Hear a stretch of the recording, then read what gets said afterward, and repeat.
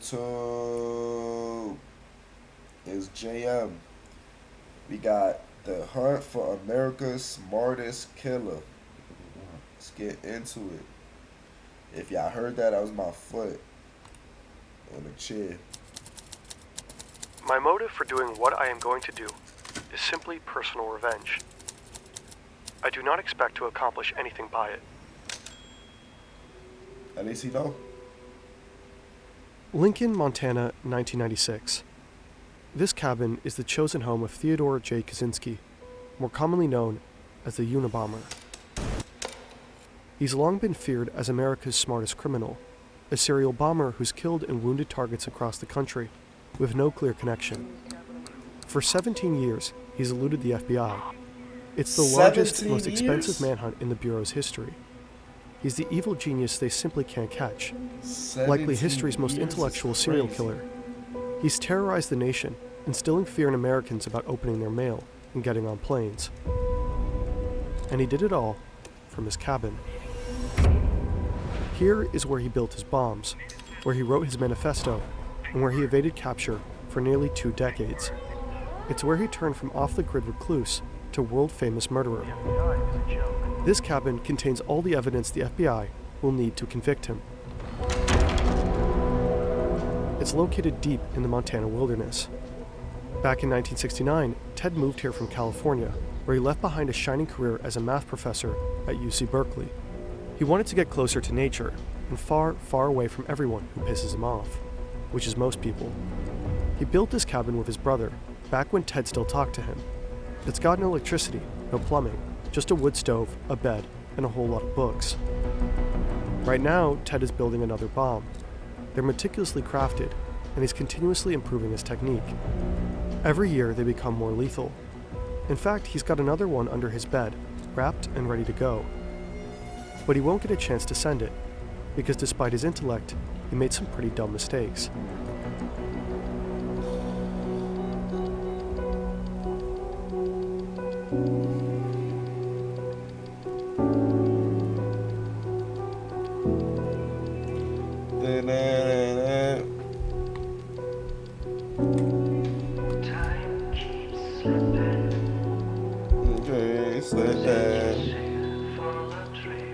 Script Nina Jonas.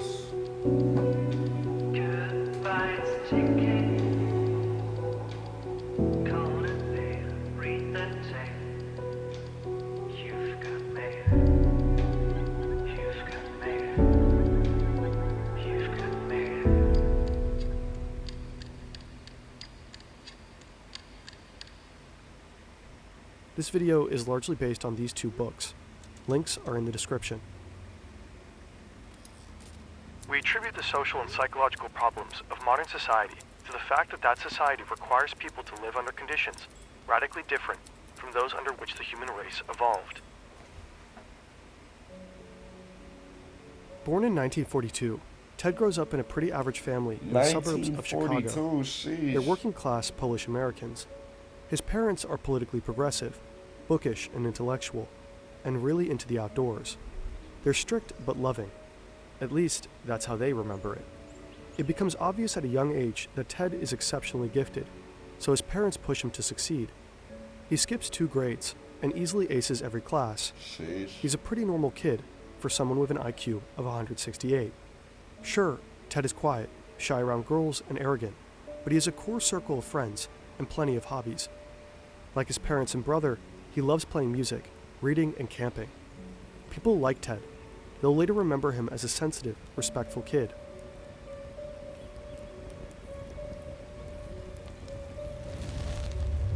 All that starts to change when Ted enrolls at Harvard University at just 16 years old. Sheesh, Like many college 16. freshmen, Ted struggles to adjust. Here, he no longer feels like the smartest person in every room. And as a working-class kid thrown into the world of America's elite, he's a fish out of water. Other students and even faculty mock his shabby clothes and blue-collar background. He's deeply bothered by their snobbery, pain that will follow him through life. Ted's also just really young, younger than almost everyone else on campus. As an adult, Ted will write his mother furious letters about this. He demands apologies for pushing him out of the house before he was ready. Ted becomes depressed, and his grades suffer. His classmates describe him as a total loner, moody, rude, and virtually mute. He's that guy on the dorm floor who only leaves his room to go to class, who ignores everyone else, who slams doors. There's a stench of rotting food wafting from his room. Ted doesn't know it yet, but his withdrawn and alienated demeanor has caught the eye of a psychology professor. Dr. Henry A. Murray is very famous, with an on-campus research center named after him. He's basically a god in the social sciences. Murray is looking out for particular types of students, those who will make excellent guinea pigs for an experiment. His final, most elaborate experiment, the capstone of a long and illustrious career. It also happens to be a CIA-funded project designed to cause extreme distress and break down the subject's sense of self.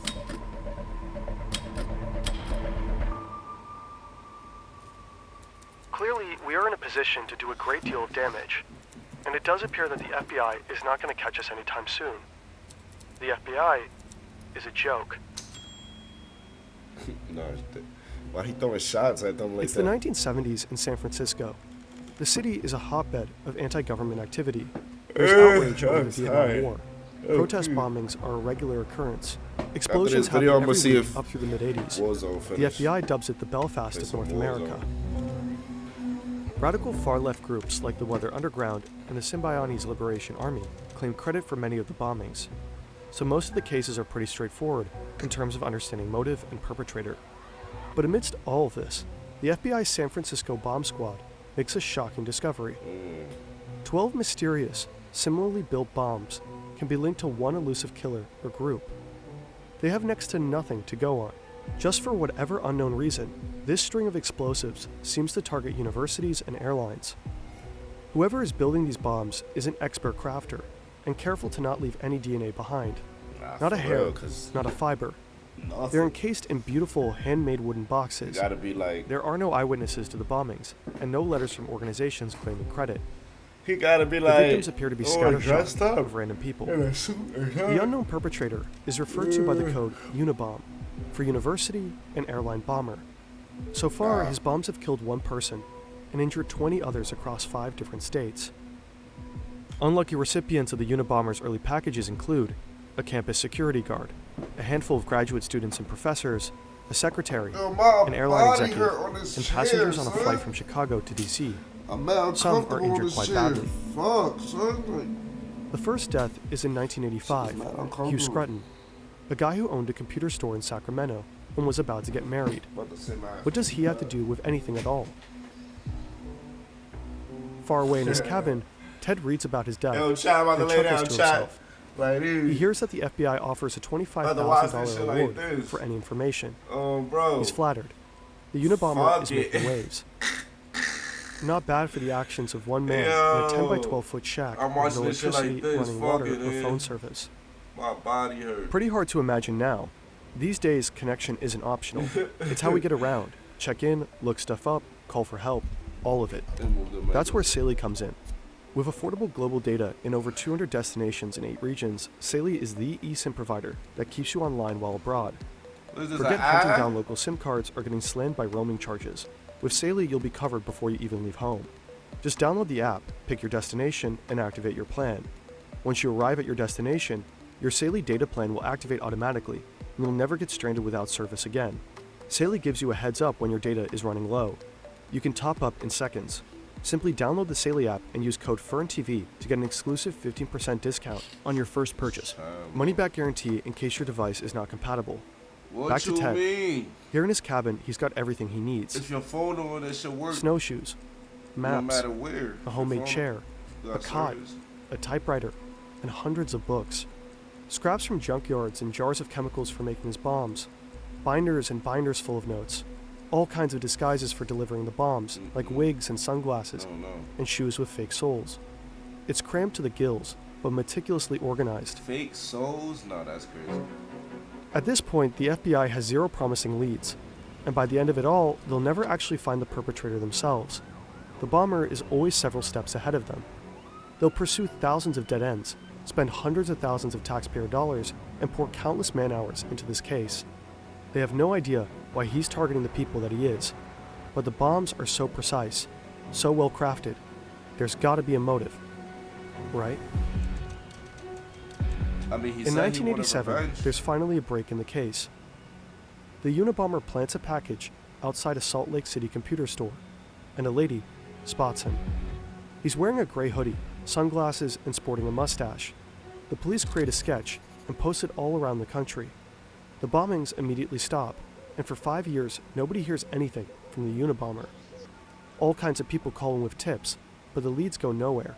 The case pretty much goes cold, but the FBI know that it's only a matter of time before he'll strike again. Facts before you pop out. They're sure he's using the time to perfect his bombs. And they're right. In his cabin, Ted is finessing his technique. The upcoming bombs will be a whole lot more lethal. But, as the world will soon find out, he is also busy writing. He doesn't just want his explosives to do the talking. He's crafting a manifesto, one that claims to explain what the mysterious string of bombings is all about. Nah, he about to go crazy. I could tell. The technophiles are taking us all on an utterly reckless ride into the unknown. Back at Harvard in 1958, the United States is experiencing huge shifts in culture. The button-up 50s are drawing to a close, and the nation becomes swept up in the space race, the civil rights movement, the sexual revolution, the environmental movement, the explosion of drug culture, and all the while, the Cold War is escalating. The American military is paranoid that communists have developed mind-control drugs and brainwashing techniques, and they're eager to catch up, so they're covertly experimenting with ways to manipulate behavior. U.S. intelligence officials are especially interested in developing a perfect truth drug for interrogating enemies, and they believe LSD might be it. But they're also testing a wide range of ways that psychological manipulation could bend the will of anyone to do whatever the U.S. military wants. No, no. They've even enlisted help from the Nazi scientists who experimented on Dachau inmates with hallucinogens and interrogation methods. The military illegally smuggles these war criminals over to get their advice on brainwashing, as part of Operation Paperclip. Shaking my head. Over the course of at least 11 years, thousands of Americans are subjected to unethical psychological experiments that include sensory deprivation, hallucinogenic drugs dosed without consent, subliminal messaging, hypnosis, electroshock therapy, and even ice pick lobotomies. And that's just the stuff we know about. When the project becomes public knowledge in the 1970s, the CIA director orders most of the records to be destroyed. The program is codenamed MKUltra. Many of the test subjects are vulnerable populations, like prisoners and hospital inmates, but also students. My body hurt, chat. Students are prime subjects for these experiments because of their frequent contact with professors who play a big part in MKUltra. Some of the professors know the role they play. Many don't. During the post-war period, the CIA becomes the largest employer of college professors, and the military is by far the biggest source of funding for psychological research. Professors acted as consultants and researchers for military-backed projects. They used their status to encourage their students to participate in experiments, often involving drugs like LSD. Chat. Afterwards, they reported back to the government. Harvard becomes heavily involved in Army-sponsored studies. One of the CIA's main men on campus is the superstar psych professor, Henry Murray. Murray is well known for his studies of personality, and since the CIA's beginnings, his theories have influenced how they recruit new agents and how they interrogate suspects. When Murray and young Ted Kaczynski cross paths, Murray is at the end of his career, and he recruits Ted for his final, most elaborate experiments. They're meant to assess the effects of stress and harsh interrogation on gifted male students. Murray wants to know, what will it take to break an educated, intelligent man? The setup is simple. Ted and 21 other students are asked to write an essay about their most deep-seated beliefs. Then they're told they'll discuss their beliefs with a fellow undergrad. The experiment aims to compare the effects of stress on college men who seem psychologically healthy and well-adjusted, with students who seem alienated, pessimistic, and lacking in identity. Ted is most likely recruited for the second group because he's showing signs of depression. Ted's personal essay stands out as the most pessimistic of them all. It suggests that he was already vulnerable before the abusive test began. He is also the youngest and the poorest in the group. The students are told this exercise is just to study different personalities. In truth, now the real experiment begins. The essays are handed to lawyers trained in manipulation, who are instructed to attack the values expressed in them. The students endure harsh interrogations in brightly lit rooms. They face calculated personal critiques designed to humiliate and erode their sense of self. All the while, electrodes monitor their stress responses. Later, they have to watch these stressful and humiliating moments on video. over and over again, for 3 years. As What? Murray himself describes it, the tests were designed to be abusive. He's had a lifelong fascination with pain and stress and is known to have a sadistic streak. Plenty of participants will later report the experience to be deeply unpleasant, with lasting trauma. But Ted's responses are the most extreme in every category. Murray's team identifies him as the most traumatized of all. Sheesh. Oh, Yes, child. Ted Kaczynski got MK-Ultra'd. You can read all about it at CIA.gov. In consequence, many claim the CIA created the Unabomber, but that's an oversimplification. It's not so easy to prove how much effect the experiments had on Ted's turn to terrorism. None of the other students in the experiment are known to have become killers. Some psychologists believe the experiments were stressful enough to create anger problems in Ted, or even aggravate latent schizophrenia. But other psychologists evaluate him as undeniably sane. Ted himself dismissed the idea that the tests were anything resembling psychological torture. He was very invested in being seen as psychologically healthy until the bitter end. He's taken great pains to not be painted as damaged or crazy. He wanted his murders to be understood in the context of his beliefs, not his personal history. If people saw his actions as a result of trauma or madness, it would invalidate his ideas. Ideas that formed his last year at Harvard. Ted becomes increasingly disillusioned with the industrial technological system. He comes to believe that technology is slowly destroying humanity and eroding our freedom. He's horrified by widespread psychological suffering and how industrial technology has severely damaged the planet. He's certain that it'll only get worse the more technology develops. So anyone who helps advance technology in any way is the enemy. Scientists, engineers, business people, what Ted calls the technician class. Ted starts having revenge fantasies and becomes obsessed with how society enforces obedience with psychological controls. He daydreams about breaking away from society and living off the grid. Ted graduates Harvard and goes on to get his PhD in math at the University of Michigan.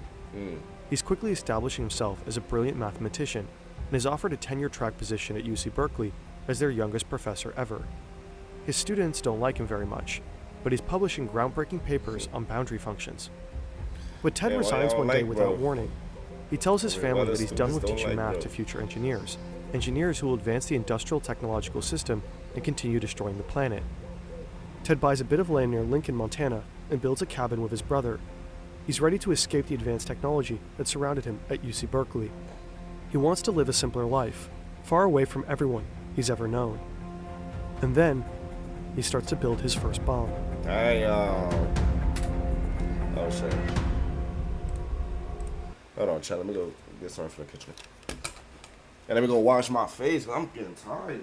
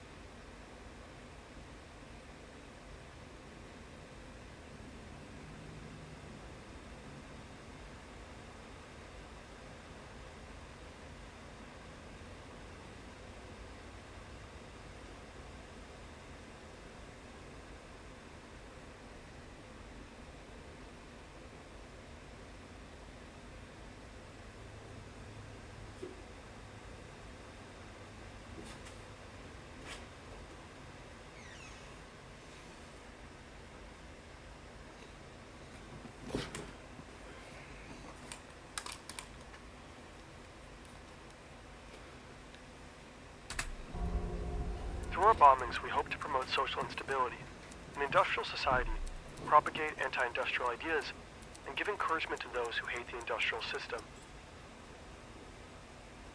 In 1993, the Unabomber strikes twice after a 6-year hiatus.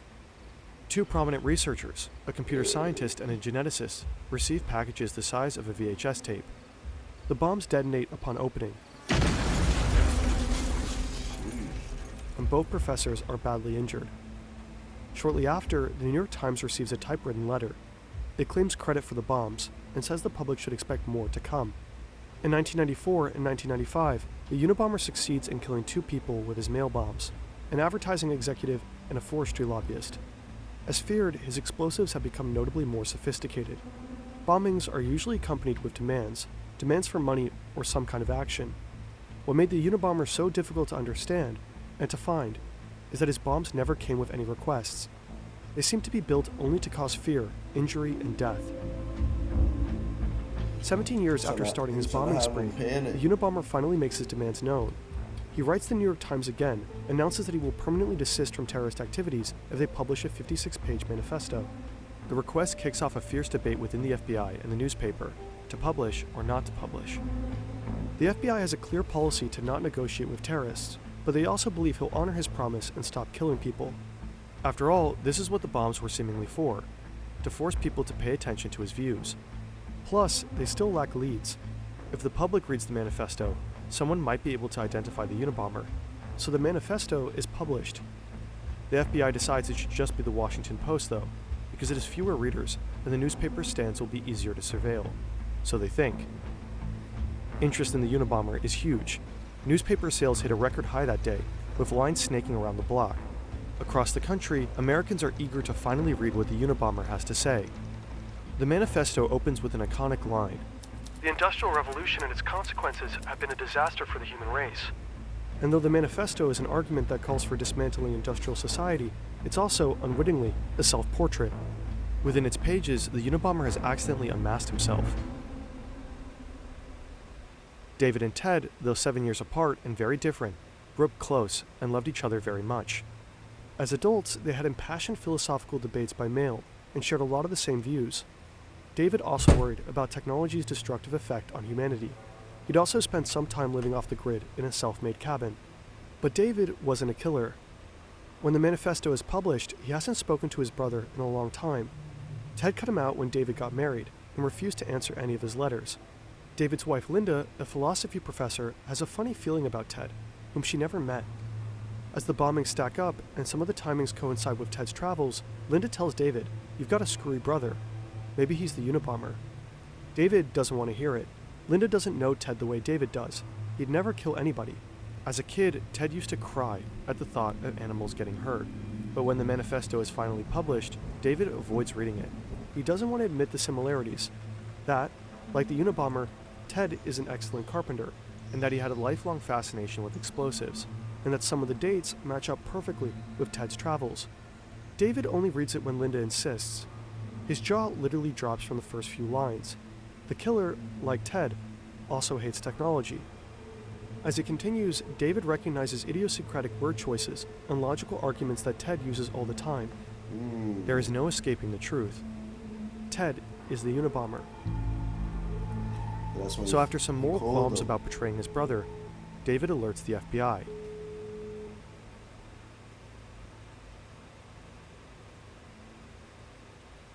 They are bound to make me out to be a sickie, and to ascribe to me motives of a sordid or sick type. Many tame conformist types seem to have a powerful need to depict the enemy of society as sordid, repulsive. So this how they got him?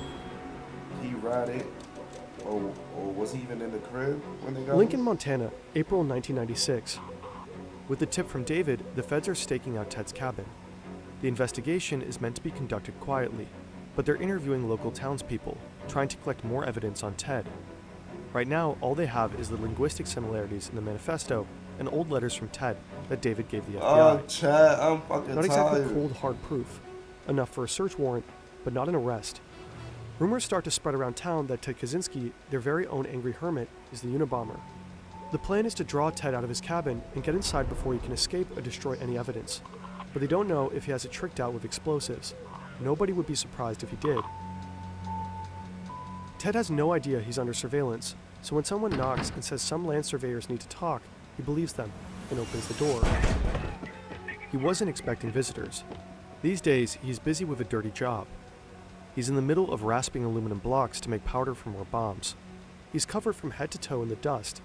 He's rail thin because the rabbit hunting was scarce this season. Ted's hair is wild and his clothes are literally rotting off of his body. But what does he care? He's not trying to impress anyone, and he can clean up fast if he needs to blend into society. Too bad for Ted. He'll be photographed in this state, filthy, emaciated, and in severe need of a shave. The image will circulate around the globe and will not help Ted's desire to seem sane. When the feds swoop in, they find 40,000 pages of journals and plans, most written in code. Yo, The I'm code is more tired. complex Chat, than my anything fault, the chat, FBI my had fault, ever chat. I'm seen, trying, more man. convoluted than codes the KGB used during the Cold War. This But Ted video, also man. left the key It's to the this video. code in the cabin. Without it, the FBI wouldn't be This able to video decipher making the me decades of tired. written confessions